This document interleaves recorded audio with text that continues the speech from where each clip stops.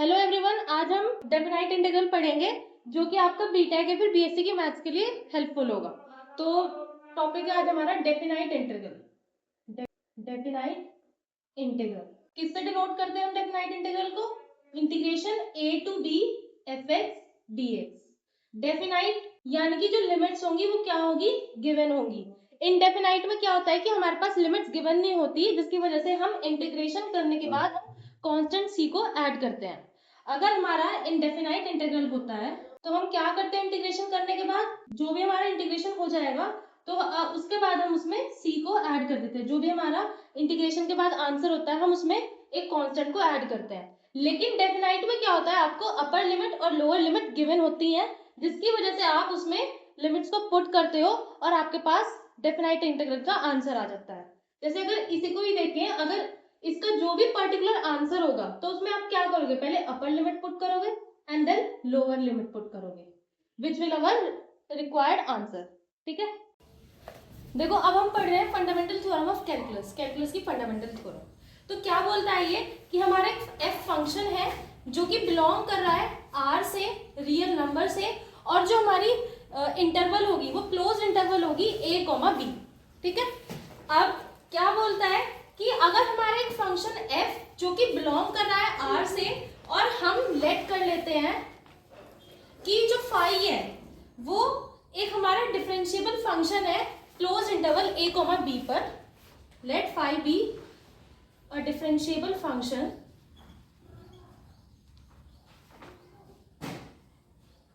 On close interval a comma b, ठीक है, such that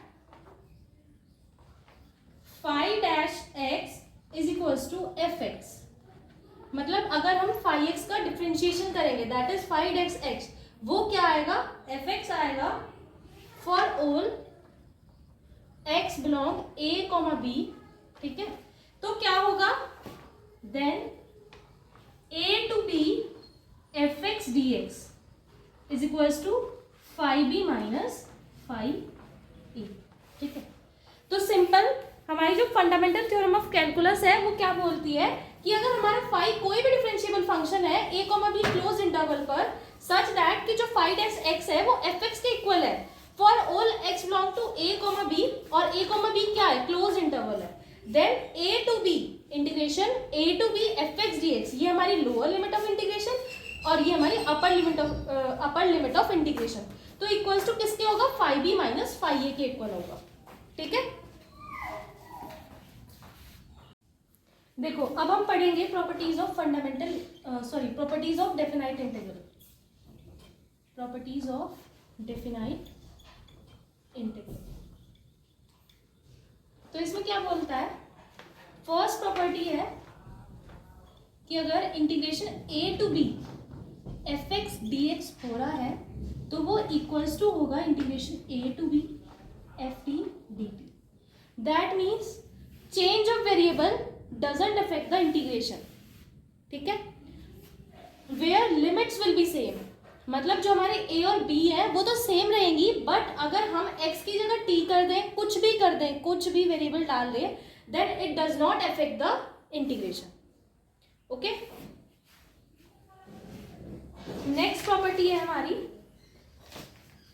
second property है integration a to b f x d x is equals to integration minus b to a fx dx। That means if you change the limits, means if you interchange a and b, then you have to put minus sign before integration। ठीक है, आपकी next property क्या है कि integration a to b fx dx हो रहा है जो कि इक्वल्स टू होगा integration a to c f x d x plus integration c to b f x d x. मतलब कि जैसे हमारा a to b f x d x है, integration a to b f x d x है, तो हम इन limits को divide कर सकते हैं, मतलब कि तोड़ सकते हैं इन लिमिट्स को। ठीक है, और जैसे कि यहाँ पे हमने एक सी लिमिट ले ली तो ए टू सी हो गया, फिर उसके बाद सी टू बी होगी। ठीक है, और जो ये सी लिमिट है ये ए और बी की कोई सी बीच की लिमिट होगी। ठीक है, जैसे कि अगर मैं एग्जांपल ले लूँ, जैसे मैंने ले लिया कि -1 to 1 fx dx ले लिया मैंने, ठीक है। -1 से लेके 1 तक लिमिट जाती है, तो मैं इसको इस प्रकार भी लिख सकती हूँ, -1 से लेके 0 fx dx प्लस, अब 0 ही यहाँ पर आएगा, 0 to 1 fx dx, तो हमारी जो लिमिट्स है वो टूट गई। तो एक प्रॉपर्टी ये है। तो फर्स्ट प्रॉपर्टी क्या है कि integration a to b fx dx is equals to a to b ft dt, that is change of variable doesn't affect the integration, ठीक है। नेक्स्ट प्रॉपर्टी क्या होगी, a to b fx dx is equals to minus b to a fx dx, मतलब कि अगर हम limits of integration को interchange करते हैं तो हमें माइनस साइन का यूज करना पड़ेगा, ठीक है। नेक्स्ट क्या है कि हम लिमिट्स को तोड़ सकते हैं, जैसे कि हमने यहाँ पे देखा, ठीक है। अब हम नेक्स्ट प्रॉपर्टी को पढ़ेंगे। देखो नेक्स्ट प्रॉपर्टी देखो, integration 0 to a fx dx is equals to integration 0 to a f a minus x dx, ठीक है। अब हम इसका प्रूफ देखते हैं, ठीक है। तो प्रूफ में सबसे पहले लेट कर लो कि 0 to a fx dx मतलब i is equals to 0 to a fx dx को पहले हम लेट कर लेंगे, ठीक है। अब हम क्या करेंगे कि put x is equals to a minus, अगर हम x is equals to a minus t put करते हैं तो हमारा dx कितना होगा, अगर हम डिफरेंशिएट करें तो माइनस dt होगा, क्योंकि a क्या है, कांस्टेंट है, ठीक है। उसके बाद अगर मैं x को 0 लूँ तो t की वैल्यू क्या होगी,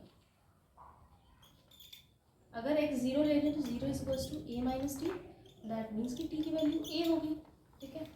और अगर मैं x को a लूँ, x को अगर मैं a ले रही हूँ तो t कितना होगा, x की जगह हम a पुट कर रहे हैं, a is equals to a minus t, तो यानी कि t होगा हमारा 0, यानी कि जो लिमिट्स आई है हमारी वो आ गई है हमारी 0 to a to 0, हमारी जो t की लिमिट्स है, ठीक है। तो अब हम इसमें पुट करते हैं i is equals to integration, ठीक है, a to 0 f x की जगह क्या पुट करेंगे, a माइनस टी और dt, ठीक है। और हमें ये चीज़ पता है कि चेंज ऑफ वेरिएबल से हमारा कोई इफेक्ट नहीं पड़ता। अभी हमने फर्स्ट प्रॉपर्टी देखी थी कि अगर हम t की जगह x लिख दें या फिर x की जगह t लिख दें तो उससे इंटीग्रेशन का कोई अंतर नहीं होता, ठीक है। तो using that property we write i is equals to a to 0 f a minus x dx, और यही हमारी ये प्रॉपर्टी है, ठीक है। This is our required property. अब हम नेक्स्ट नहीं प्रॉपर्टी नहीं, अब हम इनके बेसिस के क्वेश्चन करेंगे, ठीक है। इनके बेस्ड क्वेश्चन करते हैं। तो फर्स्ट क्वेश्चन क्या बोलता है, क्वेश्चन देखिए, एक प्रॉपर्टी और है ऑर्डर इवन फंक्शन की, उसको और देख लो, ठीक है। ऑर्डर इवन फंक्शन की क्या प्रॉपर्टी है, देखो -a to a fx dx is equals to 0 या फिर किसके इक्वल होगा, 0 to a fx dx। अब ये कैसे है वो चीज देखनी है। अगर हमारा fx ऑड फंक्शन होगा तो ये जो इंटीग्रेशन होगा जिसकी लिमिट्स -a to a है तो वो इक्वल्स टू 0 होगा, और अगर हमारा fx इवन फंक्शन होगा तो हमारा जो आंसर होगा वो 0 to a fx dx होगा, ठीक है। इवन और ऑड फंक्शन क्या होते हैं, अगर हम किसी फंक्शन में उसकी नेगेटिव वैल्यू डालते हैं और वही फंक्शन आता है, वही सेम फंक्शन आता है, दैट मीन्स कि वो इवन फंक्शन है, और अगर फंक्शन में चेंज हो जाता है तो वो हमारा ऑड फंक्शन है। जैसे कि अगर हम एग्जांपल देखें cos x का देख लो, तो अगर मैं cos x है हमारा, अगर मैं इसमें cos x की जगह -x पुट करती हूँ, साइन चेंज कर दूँ, देन वो cos x ही आएगा। बट अगर मैं sin x को देखूँ, साइन -x पुट करती हूँ तो वो माइनस का साइन x आएगा, that means sin x is odd function and cos x is even function, ठीक है। तो इसके बेस्ड के बहुत क्वेश्चंस हैं, अभी मैं करवाऊंगी नेक्स्ट लेक्चर में। अभी आप पहले इन प्रॉपर्टीज़ को अच्छे से देख लो, इनको रिकॉल करो अच्छे से, क्योंकि अगर आपको ये प्रॉपर्टीज़ नहीं पता होंगी तो आप क्वेश्चन को सॉल्व नहीं कर सकते। ठीक है, अब क्वेश्चन देखते हैं। क्वेश्चन है हमारा